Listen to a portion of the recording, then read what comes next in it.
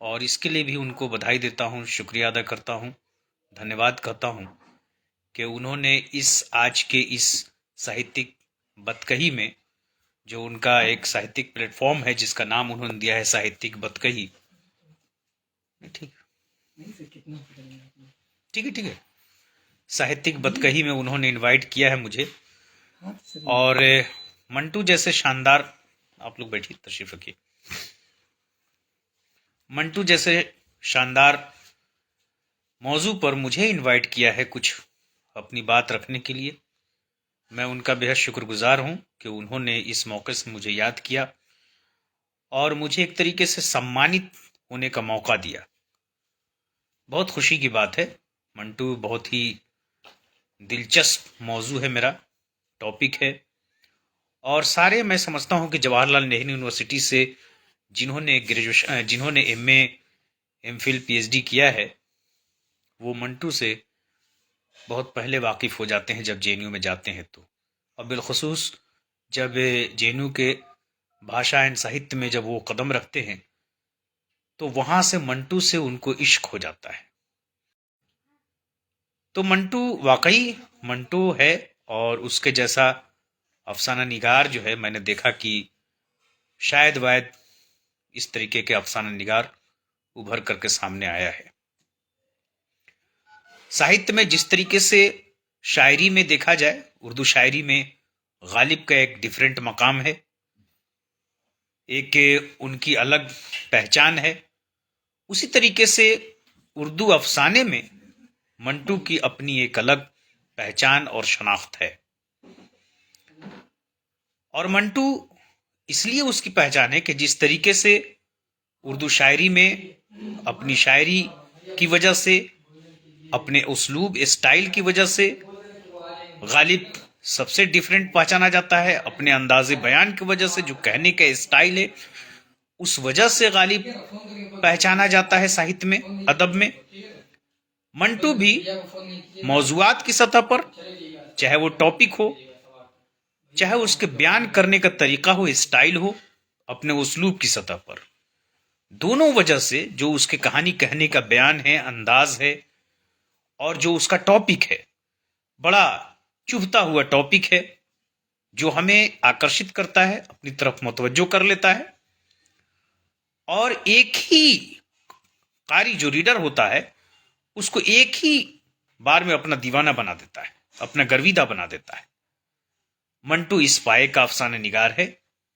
इस पाए का उसका उसलूब है कि उसको जो भी बाशऊर कारी, जो भी सेंसिटिव कारी अगर पढ़ता है, रीडर्स अगर उसको पढ़ता है, तो उससे उसको दिलचस्पी धीरे धीरे खुद ब खुद बढ़ती चली जाती है। क्योंकि मंटू आपकी सोच की उस सतह पर चोट करता है जहां से इंसान झिल्ला जाता है, जहां से इंसान, एक बाशऊर इंसान की सोच जहां जाकर के बेदार हो जाती है। मंटू वहां से अपनी कहानी का आगाज करता है, या कहिए कि यूं, कभी कभी कहानी के खत में वो जुमला इस्तेमाल करता है, आखिर में वो जुमला इस्तेमाल करता है जहां से कहानी की पूरी फजा अब तैयार होती है आपके जहन में। मंटू वहां ले जाकर छोड़ देता है कारी के ऊपर। ये बड़ी दिलचस्प बात है। मंटू के कहानी कहने का अपना अंदाज है। मंटू, जैसा कि आप जानते हैं कि 1914 में इस दुनिया में आता है। सभी एक तारीख में, एक वक्त में आते हैं और अपने ज़माने में अपना कारनामा अंजाम देते हैं। मंटू मुख्तसर, बहुत ही शॉर्ट पीरियड में इस दुनिया में आता है, जो 43 साल का उसको पूरा वक्फा मिलता है।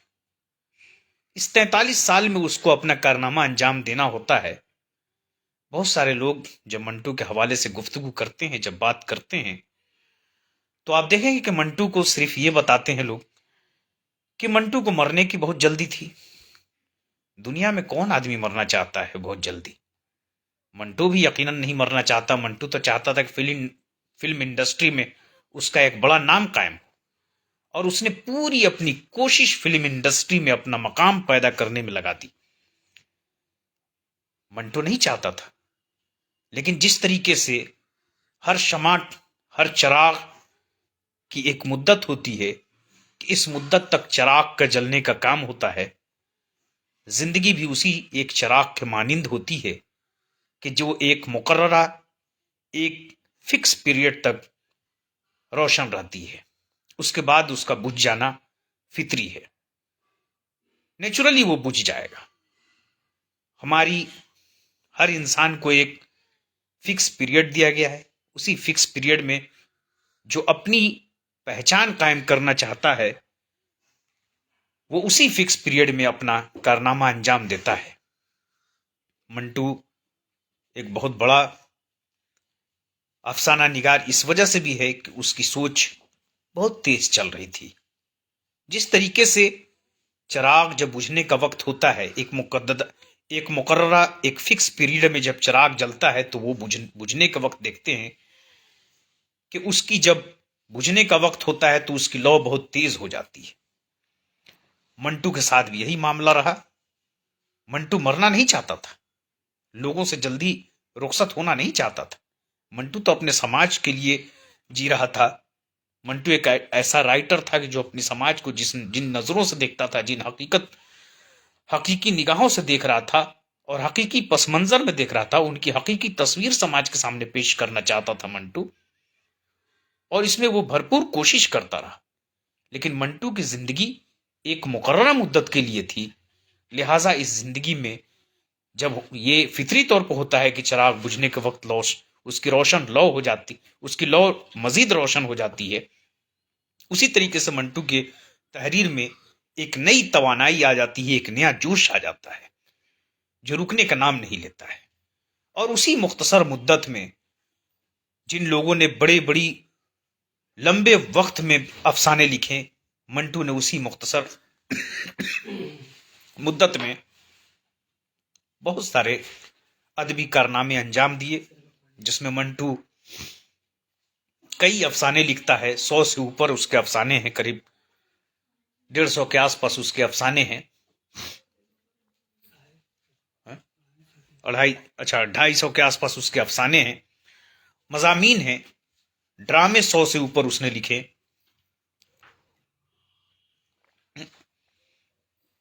ठंडापन नहीं, ड्रामे उसने लिखे 100 से ऊपर, और रेडियाई ड्रामे ही गालिबन ज्यादातर उन्होंने लिखे। लेकिन बहुत तेजी से मंटू लिखता रहा। मंटू अपने ड्रामे या मजामीन की वजह से नहीं जाना जाता है।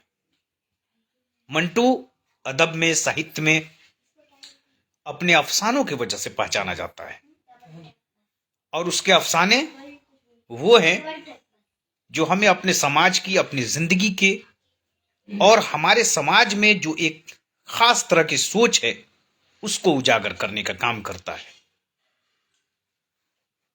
मंटू के बारे में बहुत सारे लोगों ने लिखा भी है। मंटू ने अपने मुतल्लिक भी लिखा है। कृष्णचंद्र जो उसका हमअसर है, जो कंटेम्परेरी राइटर है, कृष्णचंद्र जो उर्दू का बहुत बड़ा अफसाना निगार खुद भी कृष्णचंद्र है, वो भी मंटू के बारे में लिखता है कि मंटू एक डिफरेंट, हमारे साथ हमारा कंटेम्परेरी होने के बावजूद उसकी राइटिंग बिल्कुल डिफरेंट है। मंटू पर बड़ा दिलचस्प है कि मुकदमे चलाए गए, और इससे सभी लोग जानते हैं कि मुकदमे चलाए गए। इसलिए मुकदमे चलाए गए कि मंटू ने जिस तरह के लफ्जियात का इस्तेमाल किया है, जिस तरह के डिक्शन का यूज किया है, वो डिक्शन जो एक जवान इंसान के लिए, एक नौजवान तबका के लिए बड़ी हरदिल अजीज डिक्शन होता है। जिस तरीके से मंटू ने डिक्शन का यूज किया है, लेकिन माशरे में उसी डिक्शन को फहश के तौर पर देखा जाता है, फहश डिक्शन के तौर पर देखा जाता है। उस डिक्शन का इस्तेमाल जो है गैर ममनू करार दिया जाता है। यानी ऐसे डिक्शन का यूज जो गैर साहित्यिक हो, उसको गैर साहित्यिक डिक्शन का यूज करता है पहली दफा, जो इस मंटू से पहले किसी साहित्यकार ने इस्तेमाल नहीं किया था। मंटू से पहले इस तरह के डिक्शन का यूज अपने अफसानों के लिए कोई साहित्यकार नहीं करता है।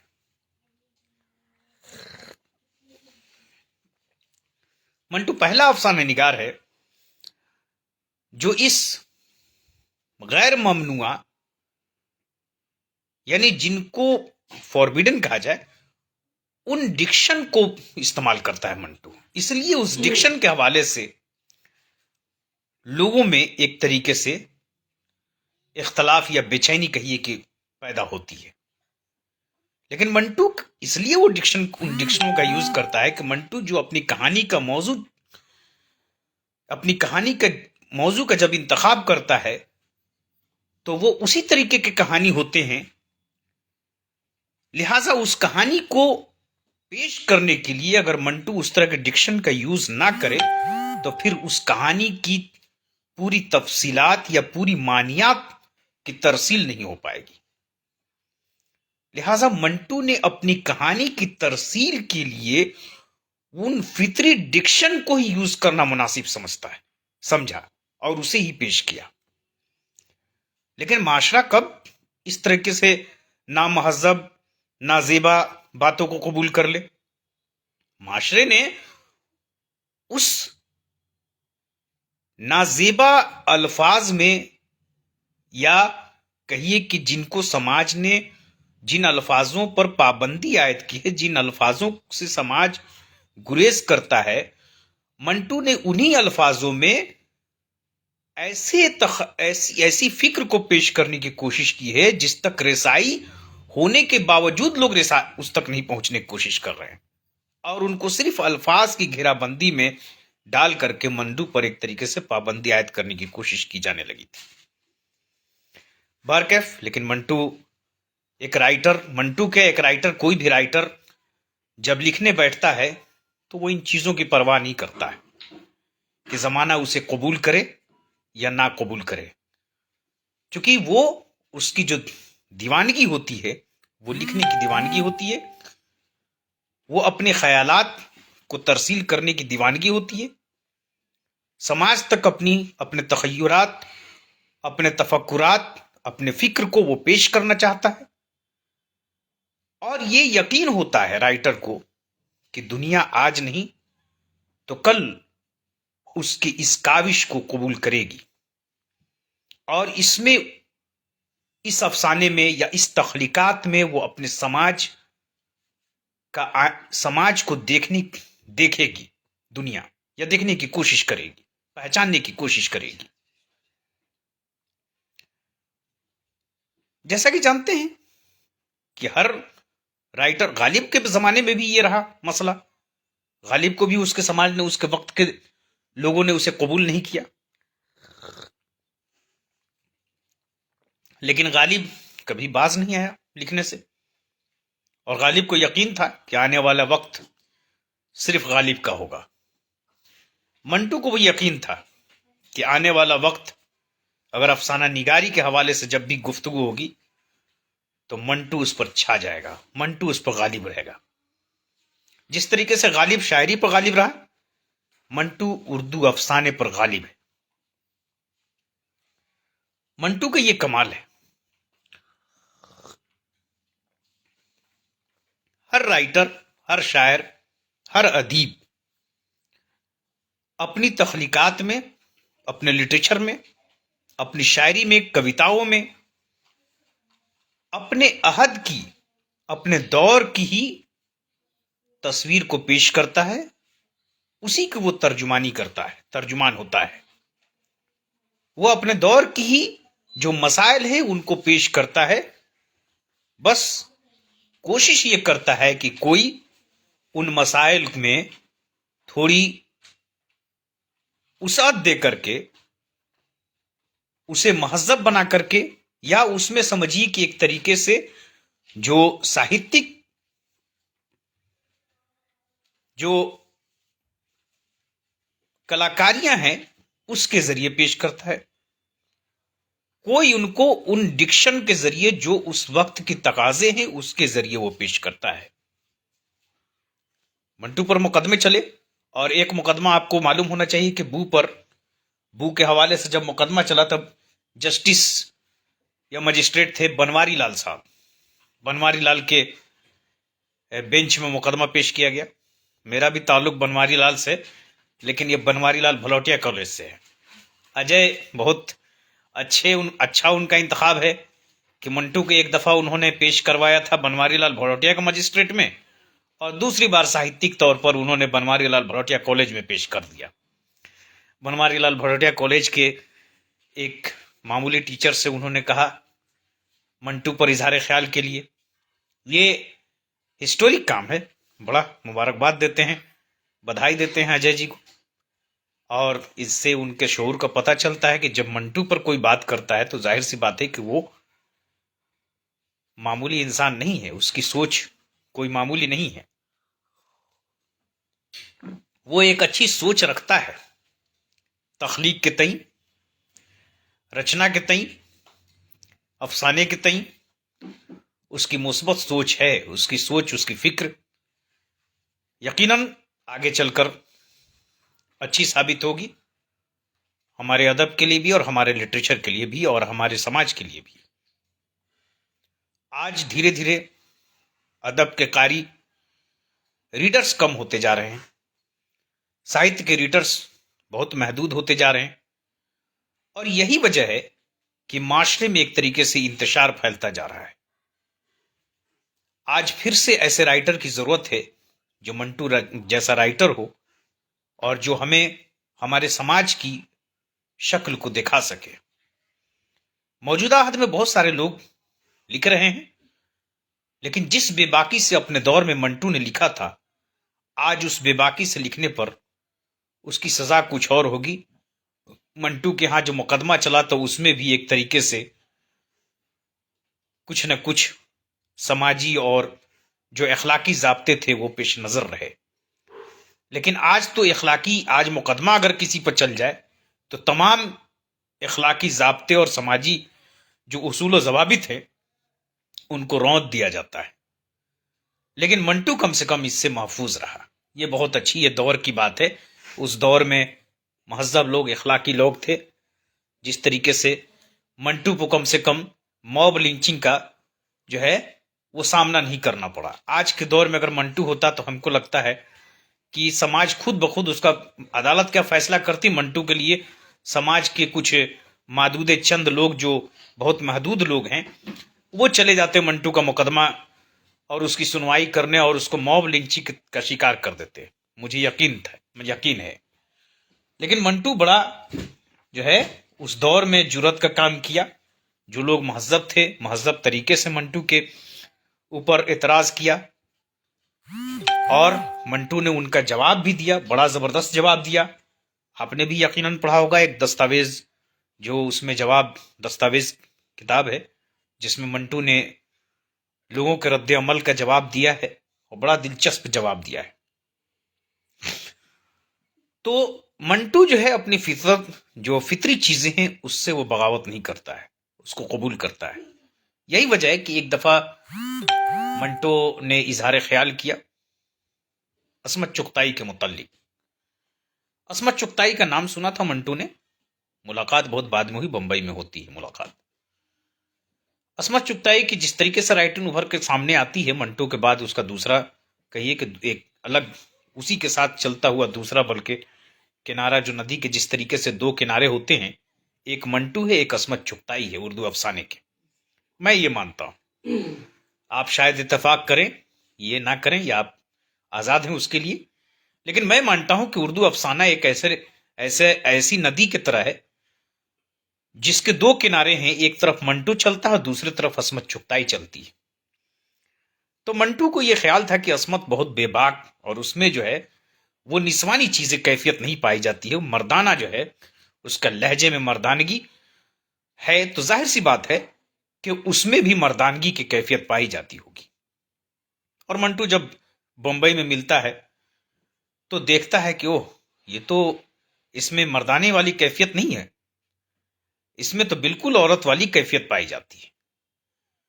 तो मंटू ने बरजस्ता मंटू इजहार भी कर देता है कि मैंने तो तुम्हें कुछ और सोचा था, लेकिन तुम तो बिल्कुल औरत निकली।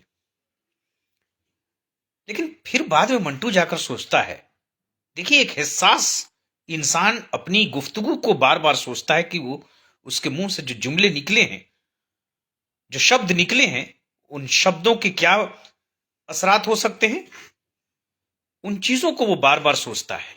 मंटू एक हिस्सास इंसान था। बजाहिर तो देखिए तो मंटू कोई पढ़ा लिखा इंसान नहीं था। जिस तरीके से आज लोग पीएचडी कर रहे हैं और एमए फाजिल क्या क्या हैं, लेकिन सलाहियत के मानों में बिल्कुल जीरो नजर आ रहे हैं आज की डेट में।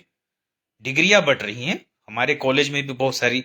आप बीए लेवल के स्टूडेंट से पूछ लीजिए तो उसमें से 100 में एक लड़का बीए के मुकाबले का शायद जवाब दे, लेकिन ज्यादातर वो डिग्रीधारी स्टूडेंट्स हैं, डिग्री उनको चाहिए।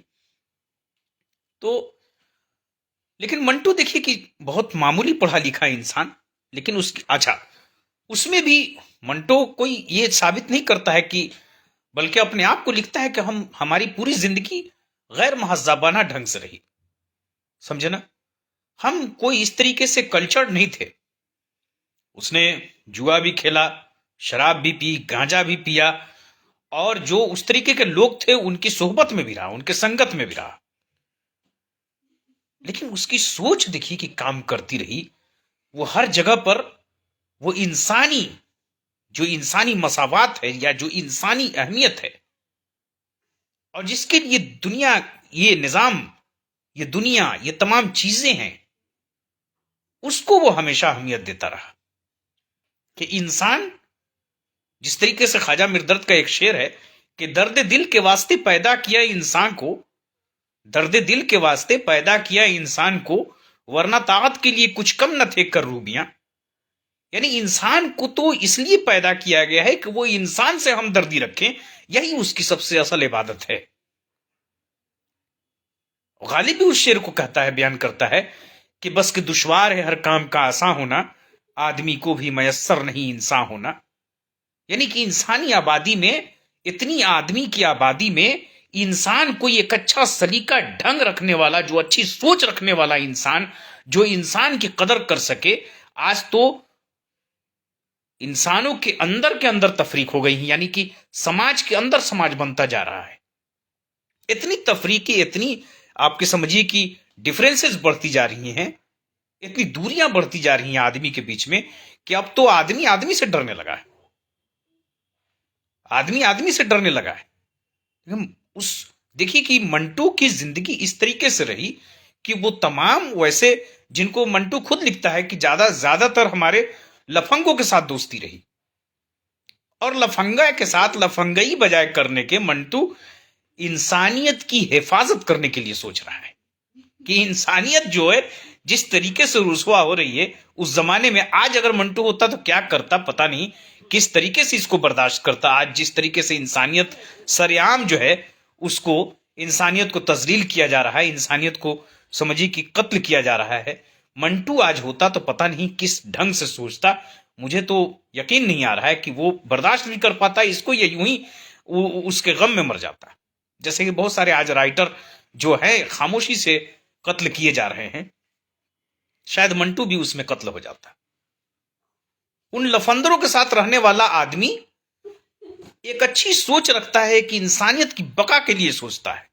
लेकिन आज हम पता नहीं कौन सी किताब, कौन सी साहित्य का मुताला कर रहे हैं कि जिस तरीके से आज साहित्य का दायरा बढ़ता जा रहा है, जिस तरीके से इल्म का दायरा बढ़ता जा रहा है, एजुकेशन का दायरा बढ़ता जा रहा है, हम उसी तरीके से हमारी सोच बजाय बेहतर होने की और गंदी होती जा रही है। हमारी सोच इतनी खराब होती जा रही है कि माशरा जो टूट बिखर रहा है, जिस तरीके से इंसानियत के कत्ल हो रहे हैं, हम उसके तय सोचने के बजाय उस पर आज हंस रहे हैं। ये बहुत शर्म की बात है कि जिस मकाम पर हम आके खड़े हो गए, जिस दौर से हम गुजर रहे हैं, वो दौर इस तरीके से आज अंधेरे से गुजर रहा है कि पता नहीं कि उसमें रोशनी कब पैदा होगी कि जहां हम मजहबो मिल्लत से आजाद होकर के पूरी इंसानियत की बात कर सके। मजहबू मंटू उसी इंसानियत की तलाश करता है, उसी इंसानी मसावात की तलाश करता है कि चूंकि इंसान चाहे वो जिस मजहब से ताल्लुक रखता हो, वो हिंदू हो, मुस्लिम हो, सिख हो, लेकिन हर हाल में वो एक इंसान होता है, वो एक आदमी नस्ल होता है, आदमी आदम का नस्ल, आदम की औलाद होता है, आदम की नस्ल से होता है। मजहब ये एक अलग चीज है, उसकी सोचने का अलग तरीका है। लेकिन आज इस मजहब की आड़ में इस तरीके से लोग इंसानियत को कुचल रहे हैं कि आप सोच नहीं सकते हैं। मंटू उस दौर में लिखता है जब मुकदमा किया जाता है कि पता नहीं कि लोग किस तरीके से सोचते हैं लोग। हम तो, मंटू पर कहा जाता है कि तुम कैसी बातें लिखते हो, कहता है कि मैं बिल्कुल सही बात लिख रहा हूं। तुम बेहुदा बातें लिखते हो, तुम बेहुदा हरकतें करते हो, फालतू बातें लिखते हो। मंटू कहता है यकीनन आपने बिल्कुल सही कहा, मैं खुराफात, फालतू और बेहुदगी के बारे में ही लिखता हूं कि जिस तरीके से खुराफात, फालतू और बेहुदगी माशरे में, समाज में फैलती जा रही है, इस बेहुदगी को उजागर कर रहा हूं ताकि आपकी सोच पर चोट पड़े और आप उस बेहुदगी को, उस खुराफात को दूर करने की कोशिश करें मुश्तरका तौर पर। और आप जैसा कि जानते हैं कि राइटर जो होता है, कोई भी राइटर, वो गालिब हो या किसी भी जबान का राइटर हो, वो ना हिंदू होता है ना मुसलमान होता है, वो इंसान होता है और उसी इंसानियत की तलाश करता है। वो एक ऐसा माशरा की तश्कील करना चाहता है जिसमें इंसान महफूज रह सके।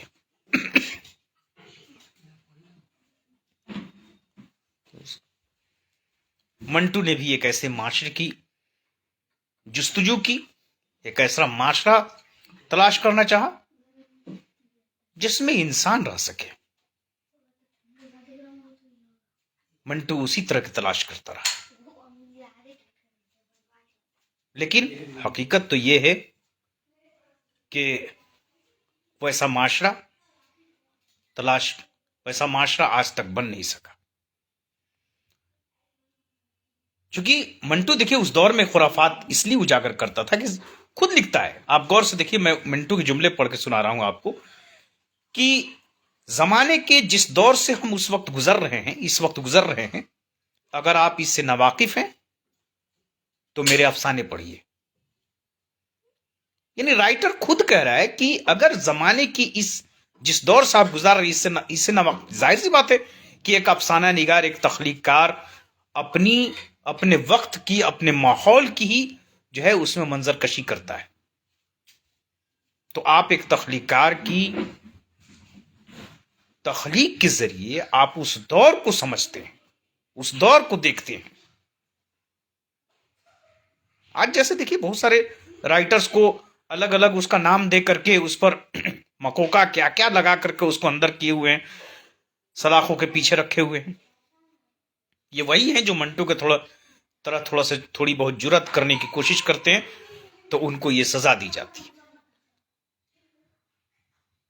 तो मंटू दरअसल जमाने से वाकिफ अगर नहीं है तो मेरे अफसाने आपको अच्छे नहीं लगेंगे। मेरे अफसाने तभी अच्छे लगेंगे जब आपको जमाने से, या आप जमाना से वाकिफ होना चाहते हैं तो मेरे अफसाने पढ़िए। अगर आप इन अफसानों को बर्दाश्त नहीं कर सकते तो इसका मतलब यह है कि यह जमाना नाकाबिले बर्दाश्त है। यानी अगर मंटू के राइटिंग, मंटू के अफसाने अगर आपको बर्दाश्त नहीं है तो इसका मतलब यह नहीं है कि मंटू, बल्कि यह जमाना नाकाबिले बर्दाश्त है, तो उसकी तदबीर करनी चाहिए, उसकी कोशिश करनी चाहिए, उसका इलाज करना चाहिए। मंटू का इलाज नहीं कीजिए।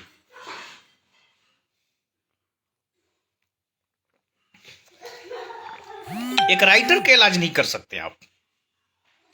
राइटर तो उन्हीं चीजों को, अगर माहौल अच्छा मिले तो जाहिर सी बात है, राइटर ने जब माहौल अच्छा मिला तो बड़े बड़े राइटरों ने शाहनामे लिखे। फिरदौसी ने शाहनामे पेश किए, तो वो माहौल था अच्छा। तो उस तरीके से बहुत सारे ऐसे काव्य पेश किए गए, यकीनन हिंदी में भी बहुत सारे बड़े बड़े काव्य पेश किए गए। तो माहौल आज जिस तरीके से है, क्या माहौल आज अगर हम जख्मी हैं तो हम हंसने की बातें कैसे कर सकते? माहौल, समाज आपका चारों तरफ माहौल में अगर गम का मातम हो, गम की कैफियत छाई हुई हो, तो उसमें आप मजाक की बातें कैसे कर सकते हैं? मंटू तो एक संजीदा और सीरियस राइटर है कि मंटो इसीलिए वो कहता है कि आप जमाना नाकाबिल बर्दाश्त है, मेरा अफसाना नहीं। मुझ में जो बुराइयां हैं वो इस अहद की बुराइयां हैं। मेरी तहरीर में कोई नुक्स नहीं। जिस नुक्स को मेरे नाम से मंसूब किया जाता है, दरअसल मौजूदा निजाम का नुक्स है। मंटू कहता है कि लोग, कट कर दो, लोग मुझे स्याह कलम कहते हैं। मंटू कहता है कि लोग मुझे स्याह कलम कहते हैं, लेकिन मैं तो तख्ते स्याह पर काली चौक से नहीं लिखता। क्योंकि तख्ते स्याह अगर है तो स्याह पर स्याह पेन से लिखने से, ब्लैक बोर्ड पर अगर ब्लैक पेन से आप लिखेंगे तो उस पर कोई हर्फ, कोई शब्द उस पर जाहिर ही नहीं हो सकेगा जो आपके पढ़ने के काबिल हो। तो ब्लैक बोर्ड पर मंटू करता क्या है कि वो तो सफेद चौक से लिखता है कि ताकि जो स्याही है, जो ब्लैकनेस है, वो पूरी तरीके से उभर करके सामने आ जाए। मंटू ये काम करता है। समाज के आप के उस बर्बरियत को उठा करके देखता है, पेश करता है कि जिस आईने में लोग अपनी शक्ल जब देखने लगते हैं, आदमी घबरा जाता है। उस वक्त आदमी को, इंसान को सब कुछ पसंद है और सबसे ज्यादा पसंद है उसको अपनी तारीफ। मंटो अपने अफसाने में यही काम नहीं करता है। असल में हमारे यहां तो एक जमाने तक बादशाहत और जागीरदाराना निजाम रहा, और इसी निजाम में यह खूबी थी, जागीरदाराना निजाम में, कि यहां तनकीद मना थी कि आप किसी की तनकीद मत कीजिए। लोग सब कुछ बर्दाश्त कर सकते हैं, आप उनको उनकी बुराई अगर दिखाइएगा तो बर्दाश्त नहीं करेंगे। ये आज भी मिजाज में शामिल है। तो इसीलिए कसीदे की चलन थी उर्दू में। और कसीदे में क्या था कि आदमी है तिल, उसको बना के दिखाया जाता था ताड़। यानी कि इतने छोटे पैमाने पर, यानी कि बहुत ही जीरो पैमाने पर एक आदमी हो और उसको आप सबसे हाईएस्ट पैमाने पर दिखाएं तो आदमी यकीनन खुश हो जाता है। और इस खुशी में नतीजा यह होता था कि इनाम और इकराम से खूब नवाजा जाता था राइटर्स को। तो यह मिजाज समाज में बन गया था कि इंसान अगर कुछ लिखे तो सिर्फ कसीदे के हवाले से लिखे, यानी तारीफ में लिखे, उसकी तनकीद में ना लिखे, उसकी आलोचना ना करे। आलोचना हमारे यहां ममानियत थी। मंटो ने उसी कसीदे को तर्क किया। कसीदे की जो रवायत हमारे यहां शामिल थी, जो सिर्फ तारीफी कलमात पेश किए जाते थे, मंटू ने उसे रद्द किया और आलोचनात्मक शब्द का यूज किया। और इसलिए इसके पीछे एक और भी वजह थी कि प्रेमचंद जैसा राइटर मंटू के सामने थे, और प्रेमचंद ने जैसा कि तरक्की पसंद तहरीक की जब सदारत की तो उसमें खुतबा जो दिया, बड़ी कारगर खुतबा साबित हुआ। एक तरीके से उसने इनकलाब बर्पा किया राइटरों के ज़हन में। मंटू, जाहिर सी बात है, इब्तदाई में मंटू खुद भी लिखता है कि हम तरक्की पसंद नजरियात से वाकिफ थे, हम तरक्की पसंद नजरियात के कायल थे, और इंसान को तरक्की पसंद ही होना चाहिए। लेकिन मंटू तरक्की पसंदी का लेबल नहीं लगाना चाहता है। और एक राइटर, जैसा कि जदीद गजल की जो शुरुआत हुई उसमें सबसे बड़ी चीज यही थी कि एक राइटर, एक तख्लीकार अपने ऊपर किसी किस्म का लेबल को बर्दाश्त नहीं करता है। एक राइटर आजाद रहना चाहता है कि आप किसी आईने से उसको, किसी बंद मंसूबा तहत उसे ना देखें, उस आईने से ना देखें, किसी फ्रेमवर्क से उसे ना देखें, कोई बनी बनाई नजरियात के पीछे नजर रख करके उसकी तख्लीकात को आप ना पढ़ें, बल्कि आप उसकी तख्लीकात को आजादाना तौर पर पढ़ें और आजादाना तौर पर समझने की कोशिश करें। मंटो कभी एक तहरीक की बंदिश में रह करके सिर्फ तरक्की पसंद तहरीक का राइटर, यह मंटू बर्दाश्त नहीं करता था। इसलिए मंटू को उजलत भी होती थी, बहुत गुस्सा भी करता था मंटू थोड़ा जज्बाती भी था, बहुत जल्दी जो है रिएक्ट भी करता था। मंटू के तहरीरों से पता चलता है कि मंटू थोड़ा बहुत जल्दी रिएक्ट करता था, और मंटू को कोई चीज अगर ना पसंद आए तो उसको छुड़ाने के लिए अपने दोस्तों के सामने उनकी रिपीट भी करता था। जैसे कि कृष्णचंद्र, पहले इब्तदा में कृष्णचंद्र एमए लिखते थे। एक जमाने में भाई रवायत थी कि कोई अगर समाज में सबसे पढ़ा लिखा आ रहा है, उस जमाने में एमए की बड़ी कदर थी, तो बहुत सारे लोग एमए लिखते थे। आज भी बहुत सारे लोग पीएचडी लिखते हैं। तो मंटू कृष्णचंद्र को मजाकन बार बार, और कृष्णचंद्र एमए कैसे हो, और कृष्णचंद्र एमए तो कृष्णचंद्र समझ गए, क्योंकि वो भी एक राइटर थे, अच्छे राइटर थे, तो वो समझ गए कि मंटो का तंज बड़ा जायज है और मंटो दरअसल चाहता है कि तुम सिर्फ कृष्णचंद्र बने रहो। तो फौरन उसने कृष्णचंद्र एमए लिखना छोड़ दिया, क्योंकि कृष्णचंद्र एमए के नाम से मंटू का कृष्णचंद्र एमए के नाम से कृष्णचंद्र के अफसाने कई छप चुके थे, इसलिए उस पर तंतु एक इशारा करने का मंटू का अलग तरीका था और दोस्तों के साथ इसी तरीके से वो पेश आता था। तो कृष्णचंद्र ने फौरन अपना वहां से नाम हटा करके सिर्फ कृष्णचंद्र रखना शुरू कर दिया, लिखना शुरू कर दिया। तो और राइटरों की एक आदत होती है कि किसी चीज में वो रिएक्ट, एक अगर वो आपकी मिनोअन बात को कबूल कर ले, एज इट इज बातों को कबूल कर ले, तो वो राइटर ही नहीं। राइटर का तो काम है कि इख्तलाफ को बरकरार रखे, और इख्तलाफ ही जो है वो जिंदगी के कई बाब, रोशन बाब खोलते हैं। मंटू चाहता था कि जिंदगी के जो रोशन बाब हैं वो खुले रहें, इसीलिए, और वो प्रेमचंद से मुतासिर भी हुआ। प्रेमचंद ने जब कहा कि हमें हुस्न का म्यार बदलना चाहिए, हुस्न को देखने का तरीका, देखने का नजरिया बदलना चाहिए, मंटू उससे मुतासिर होता है। और मंटू ने वो जो अलिफ लैला की दास्तानें थी, और जिस तरीके से अलिफ लैला की रवायत हमारे यहाँ रही है, या जिस तरीके से प्रेम पचीसी की रवायत रही है, जिस तरीके से शहजादा शहजादी की दास्तानों में हुस्न को बयान करने का तरीका रहा है हमारे यहाँ, उन रवायत से मंटू बिल्कुल मुनहरिफ हो जाता है, उससे इख्तलाफ करता है। और मंटू प्रेमचंद के उस खुतबे से इत्तेफाक करते हुए हुस्न के म्यार को पहली मर्तबा बदल के पेश करता है, और जब पेश करता है तो हमारा समाज जो है वो उसे कबूल नहीं करता है, बल्कि झिल्ला उठता है, समझे, और झिल्ला उठता है। जैसा कि मैंने कहा कि फितरत से मंटू कभी बगावत नहीं करता है। मैं बीच में अर्ज कर रहा था कि असमत चुगताई को मंटू देख करके कहता है कि तुम्हारे तहीं मेरा रवैया अलग था, मेरी सोच अलग थी, लेकिन तुम्हें देखा तो लगा कि तुम तो औरत हो बिल्कुल।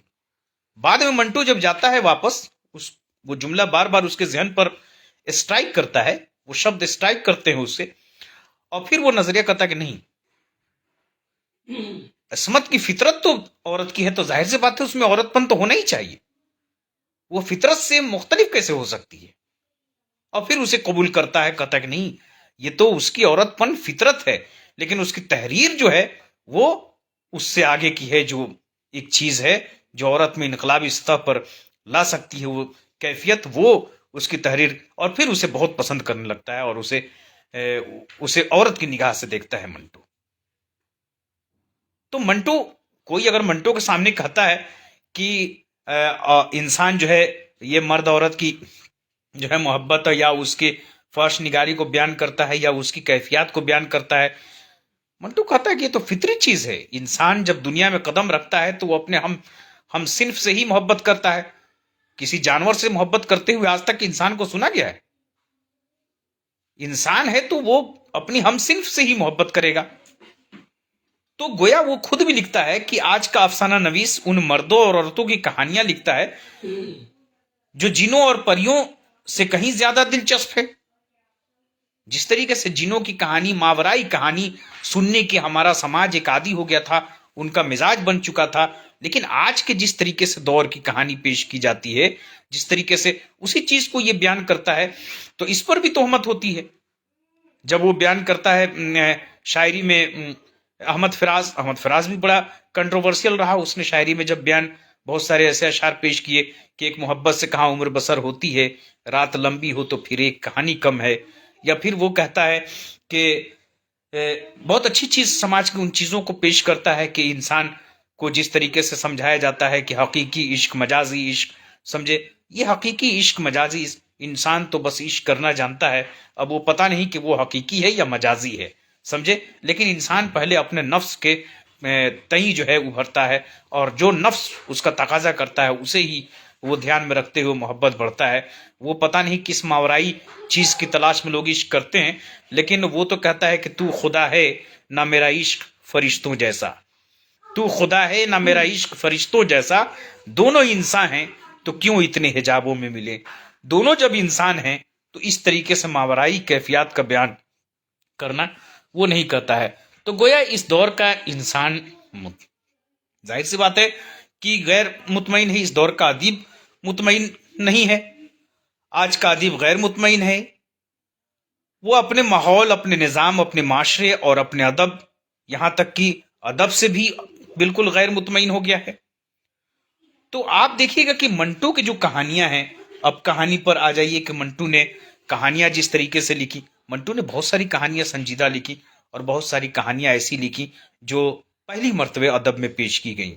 लेकिन मंटू के तमाम कहानियों का एक ही मकसद था, जहां इंसानी मसावात को कायम करना। समाज में बहुत सारी बातें की जाती हैं, खासतौर पर मंटू ने देखिए कि मजामीन भी लिखे हैं जिसमें हिंदुस्तान को उनके लीडरों से बचाओ लिखा है, उसका फेस पर इन्होंने लिखा भी है अजय बाबू ने। तो कितने शानदार उन्होंने लिखा है कि हिंदुस्तान के मुल्क, हिंदुस्तान को, जो इसके समाज को, इसके माहौल को जिस तरीके से यहाँ के लीडरान तबाह कर रहे हैं, उस जमाने में मंटू इशारा करता है, या आज के दौर में उसकी हकीकत सामने आ जाती है। बल्कि और भी वो मजामीन जब मैंने पढ़ा अभी गुफ्तगू के दौरान, की ये लेक्चर के दौरान जब मैंने उसे एक नज़र देखा तो वाकई लगा कि ये तो मौजूदा दौर को पेश नज़र रख करके मंटू ने कैसे समझ लिया था कि ये 2021-22 में इस तरीके से माहौल हो जाएंगे, और वो इस तरीके से लोग आज जिस तरीके से महसूस कर रहे हैं, एक संजीदा इंसान महसूस कर रहा समाज का कि इस मुल्क को वाकई लीडरों से बचाना चाहिए। मंटू उस दौर में लिखता है कि इस हिंदुस्तान को वो उनके लीडरों से बचाना चाहिए। तो जिस तरीके से उनके अंदर की कैफियत होती है वो, और जिस आपको अपने भाषण के जरिए जिस तरीके से बेचैन करके जा करके वो जिस सुकून से लीडर घर में सोता है और पूरा माशरा उसी तरीके से बेचैन हो उठता है, समझे। तो वो तमाम कैफियत को बयान किया है। लेकिन मंटू को इसलिए मशहूर किया गया कि कहा गया कि शोहरत एक ऐसी चीज होती है कि इन पत्थरों से कोई परिंदा नीचे नहीं गिरता है बल्कि और बुलंदी पर उछलता है। तो मंटू के साथ भी यही मामला रहा, और मंटू को इब्तदा में उछालने वाले अदीब ही थे, उस दौर के अदीब थे जो मंटू के पहले की रवायत या कदीम रवायत को पसंद करने वाले थे। तो उछालने का दो मकसद होता है। एक तो मकसद ये होता है कि एक साइकोलॉजी होती है लीडरशिप की, वो चाहती है कि हमारे पास ये लीडरशिप रहे, लेकिन उसमें एक मंटू बागियाना पैदा हो गया। तो लोग चाहते हैं कि इस बागी आवाज को दबा दी जाए, या इस बागी आवाज को सिरे से अदब से खत्म ही कर दिया जाए। लेकिन कभी कभी उसके ज्यादातर ही, कभी कभी क्या ज्यादातर उल्टा हो जाता है, और वही मंटू छप जाता है। मंटू उसी के साथ इसका शिकार होता है, और मंटू को नतीजा ये होता है कि मंटू ने जो अच्छे अफसाने भी लिखे थे उसका जिक्र लोग कम करते हैं, और मंटू के उन्हीं अफसानों का जिक्र ज्यादा होता है जो अफसाने तवाइफ से रिलेटेड हैं। हालांकि तवाइफ की कहानियां हमारे यहाँ कोई नई नहीं है, तवाइफ पर उर्दू में भी बहुत सारे मिलते हैं, लेकिन ये तवाइफ दरअसल पहली बार मंटू ऐसा पेश करता है कि इन तवाइफों से अवाम का रिश्ता होता है, इन तवाइफों से ताल्लुक खास का नहीं होता है। इसीलिए समाज में जो है, या अदब में, इस तरीके से मंटू की इस तहरीर को लोग बर्दाश्त नहीं करते हैं। क्योंकि अदब में इससे पहले जिस तरीके से तवाइफ पेश की गई थी, या आप कहिए कि उमराव जान अदा जिस तरीके से हादी रुस्वा ने पेश किया, या बाजार हुस्न में जिस तरीके से जिस महज़्ज़ब ढंग से प्रेमचंद ने पेश किया, या इससे पहले भी और जिन लोगों ने पेश किया, वो एक महज़्ज़ब तवाइफ को पेश करते हैं और महज़्ज़ब समाज के लिए पेश करते हैं, और जिनका उन तवाइफों से रिश्ता महज़्ज़ब लोगों का होता है। बहुत ही वो लोग जो बहुत ही कल्चर्ड, वेल कल्चर्ड होते हैं, उनका ताल्लुक होता है। बल्कि उस दौर में तो तवाइफ को एक तरीके से अहमियत दी गई और कल्चर में सेंटर में रखा गया, लेकिन उन तवाइफों को ये दिखाया गया कि ये समाज के उन पसमानदा तबकों से बेहतर हैं। उन तवाइफों के जो मिर्जा हादी रुस्वा ने जो अपने यहाँ तवाइफ पेश किया है, वो एक एलिट क्लास की तवाइफ को पेश किया है, और ये दिखाने की कोशिश की है कि वो तवाइफ हमारे पसमानदा तबके के, पसमानदा समाज के लोगों से बेहतर तवाइफ है, कि जिसकी जबान इतनी महज़्ज़ब है, जिसका कल्चर इतना रिच है, समझे, कि वहां नवाब और उमरा के बच्चे दर्स जाते हैं लेने के लिए, वो तालीम लेने के लिए वहां जाते हैं। तो ऐसे कल्चर को वो पेश करता है। लेकिन मंटो कहता है कि तवाइफ के यहाँ कोई जाकर के फातिहा थोड़ी पढ़ता है। जिस तरीके से उमराव जान में पेश करता है वो तो ऐसे ही लगता है जैसे वाकई जाकर के तवाइफों के यहाँ फातिहा पढ़ी जाती हो, या वहां अगरबत्ती जलाई जाती हो, वहां पूजा पाठ की जाती हो। कोई तवाइफ के यहाँ आज तक सुना है कि जाता हो कोई पूजा पाठ करने के लिए? तो उस जमाने में उसको इसी तरीके से पेश किया गया कि ताकि माशरा इसको कबूल कर ले, माशरा जो है इसको बुरा ना समझे। जो उस दौर में जिस तरीके से एलिट क्लास का रिश्ता तवाइफ से था, लेकिन उस दौर में भी पसमानदा तबके के लोग जो इस तरीके से आम तौर पर जो इनको तवाइफ नहीं बल्कि रंडिया कहा जाता था, इन रंडियों से ताल्लुक रखने वालों को जो है वो गैर महजब या पसमानदा तबके के लोग समझे जाते थे। तो इनसे उनका रिश्ता बहुत दूर होता था, उनका ताल्लुक बहुत दूर होता था। लिहाजा इसका जिक्र वो बर्दाश्त कैसे करें? तो मंटू ने तो दिखाया है कि एक इंसान सिर्फ महलों में नहीं रहता है, एक इंसान झोपड़ियों में भी रहता है। झोपड़ी में रहने वाला जिस तरीके से दर्दमंद और हमदर्दी के लायक होता है, शायद महलों में रहने वाला उस तरीके से हमदर्दी के लायक नहीं है। अगर हम वाकई महलों में रहने वालों से मोहब्बत करते हैं, हमदर्दी करते हैं, तो हमें झोपड़ी में रहने वालों से भी नफरत करने का कोई हक नहीं है। मंटू इस चीज को बयान करता है। मंटू पहली मर्तबे रवायत से हट करके गुफ्तगू करता है और इसीलिए मंटू के उन अफसानों को उछाला जाता है जो अफसाने खासतौर पर तवाइफ से रिलेटेड रहते हैं, या जिन अफसानों में मंटू ने तवाइफ का जिक्र किया है वो खा पेशावराना तवाइफ हो या खा कुछ मखसूस मजबूरियों की हालत में तवाइफ या रंडी पाने के धंधा करती हों, उन तवाइफों का वो जिक्र करता है मंटू। तो इसलिए जाहिर सी बात है जब मंटू समाज के निचले तबके का जिक्र करेगा तो निचले तबके में जिस तरीके से जबान इस्तेमाल की जाएगी, जिस तरीके से गुफ्तगू की जाएगी, अगर मंटू उस तरीके से उस नेचुरल अंदाज में उन गुफ्तगू को पेश ना करेगा तो वो पूरी की पूरी बात मंटू जो कहना चाहता है वो खत्म हो जाएगी। इसलिए आप देखिए मंटू के आज अफसाने को पढ़िए, देखिए वो बू हो, ठंडा गोश्त हो, या वो ऊपर नीचे सरकंडे के पीछे हो, ऊपर नीचे दरमियान हो, समझे, या और भी बहुत सारे अफसाने हैं, काली शलवार हो। इस तरीके से जितने अफसाने हैं मंटू के आप उसको पढ़िए, उसमें कोई भी ऐसा लफ्ज निकाल दीजिए और देखिए कि फिर उसके मानी में तब्दीली हो जाती है। तो मंटू का लफ्ज कोई, मंटू का शब्द कोई आप निकाल नहीं पाइएगा, क्योंकि उन शब्दों में बहुत सारे मानियात और समाजी उसके अपनी जो मानियात होते हैं वो पोशीदा है। इसीलिए मंटू कहता है कि हम लिखते नहीं हैं, हम तो उन चीजों को बयान करते हैं जो हमारे दरमियान है। हम तो बस एक फिक्रा लिख देते हैं आगे जो मानियात पूरे के पूरे मेरी बातों को या मेरे अफसाने को बयान कर देते हैं। जैसे कि आप देखिए पूरा खोल दो में पढ़िए, कहीं जिक्र नहीं होता है, कहीं कोई ऐसा जिक्र नहीं है, सिर्फ एक लफ्ज मंटू लिख देता है खोल दो और पूरे अफसाना की मानियात वाजे हो जाती है और पढ़ने वाले कारी रीडर्स पर भी एक ऐसा तासुर कायम होता है कि जो सोच की गहराइयों में डूब जाता है और वो उभर नहीं पाता है। जिसने भी खोल दो पढ़ा होगा, मुझे यकीन है कि वो अफसाना जब भी उसे याद आता है वो एक फिक्र की जो है तह में डूब जाता है कि क्या ऐसी भी इंसान के साथ तजलील, ऐसी भी इंसान के साथ तजलील हरकत की जाती है। यानी बर्बरियत की इंतहा कर दिया गया है उसमें।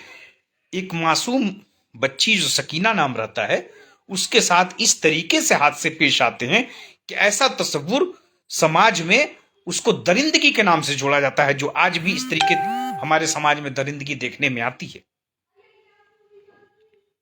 ये दरिंदगी उस वक्त, और ये दरिंदगी किसी एक माशरे, किसी एक मजहबी माशरे में नहीं है या किसी मखसूस माशरे में नहीं पाई जाती है।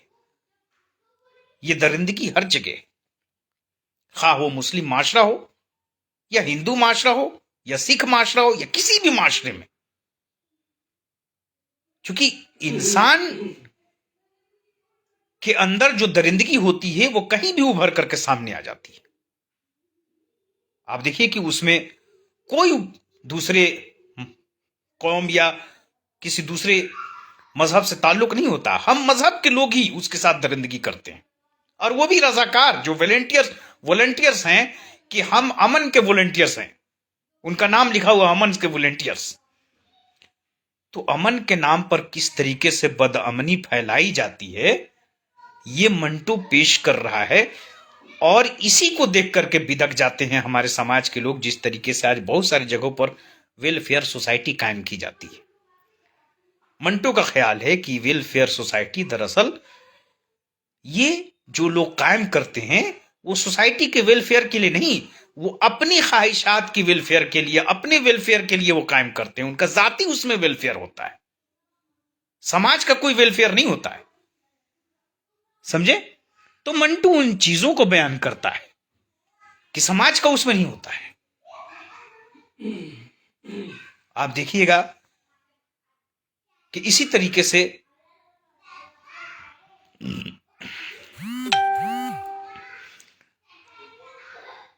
तो आप देखिए, या टोबा टैक्सिंग जिस तरीके से आजादी के मुतालिक, जंग आजादी या तकसीम हिंद के मुतालिक जिस तरीके से जो पेश करता है टोबा टैक्सिंग, गजब की कहानी।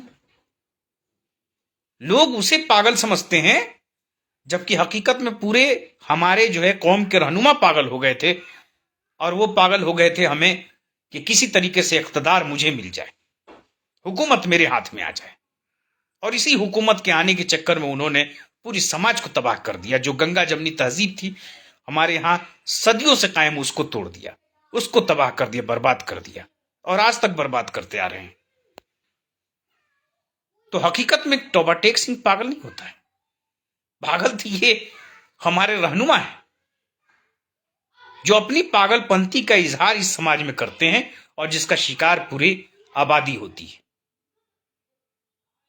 मंटो एक ऐसा राइटर है जो हमें सोचने की हमारी सलाहियत को इस तरीके से वुसअत देता है कि जहां हम या आकर सोचने पर मजबूर हो जाते हैं कि इंसान की कितनी किस्में हैं, और जिस तरीके से हमारे समाज में इंसानी मसावात की बातें की जाती हैं, लेकिन हकीकत में ऐसा कोई अमल नहीं किया जाता है। सिर्फ ऐसी गुफ्तगू की जाती है इंसानी मसावात की, लेकिन इंसानी मसावात से हमारा समाज कोसों दूर है। मंटू उन्हीं चीजों को उजागर करता है, और मंटू को उन अफसानों में देखिएगा कि उन्हीं चीजों को वो पेश करता है। वो दिखाता है कि हर हाल में एक हम क्या करते हैं कि हम कभी आज भी इतनी दुनिया बदल जाने के बाद भी हम जो पसमानदा तबका है या समाज का जो सबसे निचले तबका जिसको हम समझते हैं, या उन जो तवाइफों को, जिस तरीके के तवाइफों का जिक्र मंटू करता है, क्या हम आज इस दौर में भी उन्हें इंसान समझने के लायक हम समझते हैं? उन्हें इंसान हम समझते हैं किसी सतह पर? मंटू इसी सोच पर मजबूर करता है कि हमारे दरमियान बहुत सारे तरह के लोग हैं, अपनी जिंदगी जीने के लिए मजबूर है बहुत सारे अमल करने पर, लेकिन हर हाल में वो इंसान होते हैं। अगर आप चाहते हैं, आपको उनसे हमदर्दी है और आप चाहते हैं कि मसावात कायम हो, तो आपको उनके मसाइल पर गौर करना होगा, उनके मसाइल का हल तलाश करना होगा। आपको उनकी तमाम जो जिंदगी में पेश आने वाली जो नशीब व फराज हैं, उतार चढ़ाव है, उसको आपको गौर से देखना होगा और उसका हल तलाश करना होगा। तभी आप इंसानी मसावात को कायम कर सकेंगे। मंटू दिखाता है कि हम जिस इंसान को भी हम कमतर समझते हैं, वो कभी कमतर नहीं होता है। इंसान कभी कमतर नहीं होता है, इंसान तो इंसान होता है। यह और बात है कि उसको मौके नहीं मिले पढ़ने लिखने या उस तरीके से महज़्ज़ब बनने की। अगर उसे भी मौके मिल जाए पढ़ने लिखने और महज़्ज़ब बनने की, तो यकीनन वो भी हमारी तरह महज़्ज़ब इंसान हो जाएगा। लेकिन हमें उनके तमाम सरकमस्टेंसेस पर नजर रखनी होगी। और जिस तरीके से हर इंसान के सर्कमस्टेंसेस अलग होते हैं, उनके भी अपने अलग हैं, लेकिन उनके दिल में इंसानी जज्बात हैं जो हमेशा जिंदा व ताबिंदा रहते हैं। इंसान मंटू यही तो करता है कि आज माशरे में एक मफरूजा बन गया है कि जितना इंसान कपड़ा साफ सुथरा पहने, जितना खूबसूरत दिखे, लोग समझते हैं कि उसके दिल भी, उसके मामलात भी, उसके कारोबार भी उतने ही साफ और शफाफ हैं। लेकिन मंटू अपनी कहानियों में इस चीज को गलत साबित कर देता है। मंटू अपनी कहानियों के जरिए ये बताता है कि ऐसा नहीं है। जिस इंसान को आप देखते हैं कि बहुत साफ शफाफ नजर आता है, हकीकत में उसके अंदर गलाजत भरी हुई है। और जिस इंसान को आप गलीज देखते हैं, वो इंसान दरअसल उसके दिल में बहुत रोशन पहलू मौजूद है। वो इंसान वाकई बहुत ही नर्म नाजुक दिल रखता है। उसके अंदर इंसानियत कूट कूट कर भरी हुई है। उसके अंदर मकरो फरेब नहीं है। आप जितने अच्छे लोगों में देखिए कितने मकरो फरेब पाए जाते हैं, लेकिन समाज में एक तस्वुर बना लिया गया है, एक तस्वुर कायम कर लिया गया है कि इसका पेशा अगर रंडी का है तो ये कभी इंसान हो ही नहीं सकती है। क्यों? मंटू कहता है कि उसका पेशा है, उस जीने के लिए मजबूर है उस पेशे को इख्तियार करने पर। लेकिन क्या उसे हक हासिल नहीं है कि वो माशरे में तालीम हासिल करे, वो माशरे में अच्छे लोगों के साथ बैठ सके, वो अच्छे लोगों के साथ राब्ता कायम कर सके, वो अपने मजहबी रसूमात का इजहार कर सके, वो समाजी एक्टिविटीज में हिस्सा ले सके? क्या इसलिए कि वो एक ऐसा पेशा करती है? लेकिन पेशा क्यों करती है, ये कभी सोचने की कोशिश नहीं की जाती है। मंटू तो यहां तक कहता है कि यही रंडियां हैं जो समाज के महजब लोगों की गलाजत अपने अंदर रख लेती है, वरना ये पूरी आबादी, पूरा माशरा गलीज हो जाएगा। अगर इन रंडियों का वजूद बाकी ना रहे तो माशरे में इस तरीके से गलाजत फैलेगी कि आम इंसान की जिंदगी मुश्किल हो जाएगी। ये रंडियां ही हैं जो महजब लोगों की या शरीफ लोगों की गलाजत अपने अंदर समेट लेती है। अब इससे सोचिए कि कितनी बड़ी बात की तरफ, कितनी अच्छी फिक्र की तरफ मंटू इशारा करता है। बहरकैफ मंटू एक ऐसा टॉपिक है जो यकीनन बहुत ही छोटा टॉपिक नहीं है, बहुत वसी टॉपिक है। और इस पर जितनी भी गुफ्तगू की जाए वो बहुत मुख्तसर गुफ्तगू है, बहुत मुख्तसर गुफ्तगू है। मंटू पर गुफ्तगू करना मुझ जैसे कम पढ़ा लिखा इंसान के लिए बहुत ही नाकिस होगा। मैं अपने आप को बहुत कम पढ़ा लिखा वाकई हूं। मंटू की फिक्र तो बहुत वसी है, वहां तक मेरी रिसाई मुमकिन नहीं है। लेकिन मैंने जो मंटू को महसूस किया है, मंटू के अफसानों के जो पढ़ा है, और उससे जो फिक्र मैंने लिया है, अखज किया है, जो कबूल किया है, मैंने एक तालिब इल्म, एक स्टूडेंट की हैसियत से मैंने आपके सामने पेश किया है। यकीनन मुझे ऐसा लगता है कि आपको पसंद आई होगी मेरी गुफ्तगू। मैं इस प्लेटफॉर्म से खिताब कर रहा हूं, आपसे गुफ्तगू कर रहा हूं एक स्टूडेंट की हैसियत से, एक स्कॉलर की हैसियत से नहीं। क्योंकि मंटू को तो बड़े बड़े स्कॉलर भी समझ नहीं सके हैं, और आज तक बड़े बड़े स्कॉलर मंटू को समझने की कोशिश ही कर रहे हैं। मंटू पर फिल्में भी बन चुकी हैं, मंटू को हिंदी में बहुत सारे लोगों ने तर्जमा भी किया है। अशोक वाजपेयी जी हिंदी के बहुत अच्छे राइटर हैं, उन्होंने भी मंटू पर काम किया है, और बहुत सारे लोगों ने काम किया है। हिंदी से भी मेरा ताल्लुक बहुत गहरा है। राजेंद्र यादव जो हंस निकालते थे, उनसे भी कई मरते मैं मिल चुका। जेएनयू में बहुत आते थे, और काफ़ी उनके लेक्चर सुने, उनसे बहुत मुतासिर हूँ। बहुत अच्छे राइटर थे और बहुत अच्छी सोच रखने वाले राइटर थे। हंस, जब तक उनकी इदारत में हंस निकलता रहा, तब तक मैं हंस का मुस्तकिल कारी रहा, मुस्तकिल रीडर रहा, हंस पढ़ता रहा। और बहुत अच्छी राइटिंग उनकी थी, उनके राइटिंग से मैं बहुत मुतासिर था। बहुत जदीद टेक्निक के राइटर थे। मंटू से बहुत मुतासिर थे, मंटू के तर्ज पर ही लिखते थे। बेबाक, बहुत। तो बहरकैफ इस प्लेटफॉर्म से मैंने जितनी गुफ्तगू की, मुझे तो लगा कि शायद आज टेक्निकल वजह से गुफ्तगू ना हो सकेगी, लेकिन मैंने अपने जो छोटे मोटे और बिखरे हुए नज़रियात आपके सामने पेश किए, मुझे यकीन है कि आपने पसंद किया होगा। और मैं इसी के साथ अपनी बात ख़त्म करने से पहले मैं ये साहित्यिक बतकही का बेहद शुक्रगुजार हूँ, ममनून हूँ, उनका धन्यवाद अदा करता हूँ कि उन्होंने मुझे मौका दिया और मैंने अपनी छोटी मोटी बिखरी हुई बातों को आपके सामने पेश किया। बहुत बहुत शुक्रिया।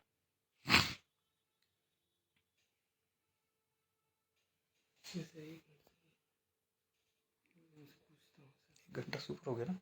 1 घंटे के आसपास हो गया ना? फोन नहीं तो ये तो फोन है। ये ठीक है। अब तो ये सेव भी करना पड़ता है। फिनिश क्या है?